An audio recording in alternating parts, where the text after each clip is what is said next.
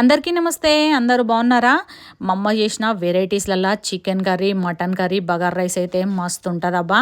నాకైతే మస్తు ఇష్టం అనమాట. ఊరికి పోయినప్పుడు మొన్న బగారన్నం వండి చికెన్ కర్రీ అయితే చేసింది.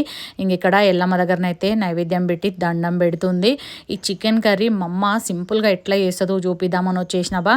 కట్టెల పొయ్యి మీద వండితే ఏ కూరనైనా కమ్మ ఉంటుంది కదా, ఇంకా కళ్ళు కాంబినేషన్ ఖతర్నాక్ ఉంటుంది. ఈ వీడియోలో ఛానల్ నేమ్ కింద లింక్ ఇచ్చేస్తా. నలుపు ఫ్రై ఎట్లా చేస్తామనేది చూసేయిరబ్బా.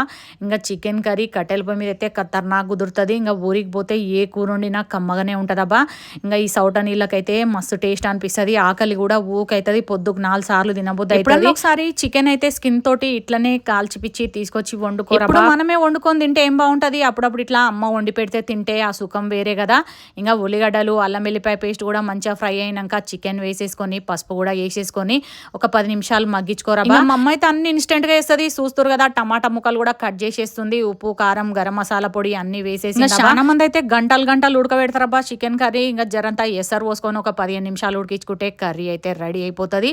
ఈ వీడియో నచ్చితే లైక్ కొట్టుర్రి, సబ్స్క్రైబ్ చేసుకోరి. Thanks for watching. బాయ్.